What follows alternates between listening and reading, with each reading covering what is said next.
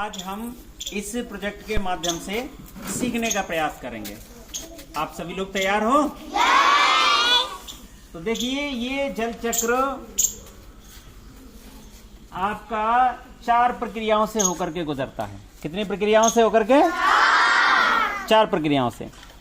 सबसे पहला है कलेक्शन, फिर इवापोरेशन, फिर कंडेंसेशन, इसके बाद में प्रीसाइपिटेशन, और ऐसे करके फिर कलेक्शन पे पहुंच जाता है।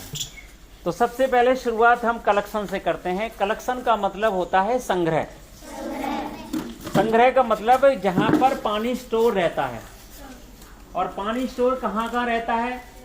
गड्ढों में रहता है, तालाबों में रहता है, पोखरों में रहता है, झीलों में रहता है, नदियों में रहता है और समुद्र में रहता है। ठीक है।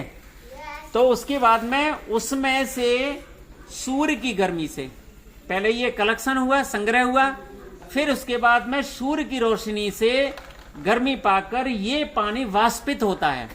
क्या होता है?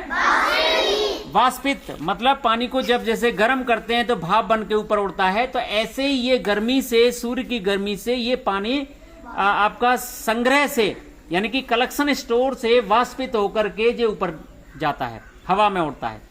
और हवा में उड़ने के बाद में कंडेंसेशन पे वहां पर टेम्परेचर कम होने के कारण ये बादल के रूप में सघन प्रक्रिया से गुजरता है, बादल बन जाते हैं इसके। ठीक है। और बादल बन जाते हैं। बादल, अब देखो इस समय आसमान में भी बादल बने हुए हैं, चारों तरफ इधर उधर घूम रहे हैं। ठीक है। इसके बाद में फिर हमारे पेड़ पौधे आते हैं और पेड़ पौधों के माध्यम से, पेड़ पौधों के देखिए इस तरह से आपका चला, ये आपका संघन स्टेशन था, स्टोर, यहां से पानी वाष्पित हुआ, बूंदों के रूप में ऊपर गया। इसके बाद में कंडेंस स्टेशन पे पहुंच करके ये संघन प्रक्रिया से गुजरा और ये बादल के रूप में बन गया। और उसके बाद में फिर पेड़ों की सहायता से बरसात होती है, मानसून आते हैं, तो फिर ये बरसात के रूप में जमीन पर या धरती पर बरसने लगा। और उसके बाद जमीन पर जब पानी बरसता है तो फिर नालियों के और आपके क्या नाम है, नालों के माध्यम से ये धीरे धीरे कर पानी फिर उसी कलेक्शन स्टेशन पर पहुंच जाता है, यानी कि वहीं स्टोर हो जाता है, गड्ढों में और आपका तालाबों में, पोखरों में। ठीक है, समझ में आ गया?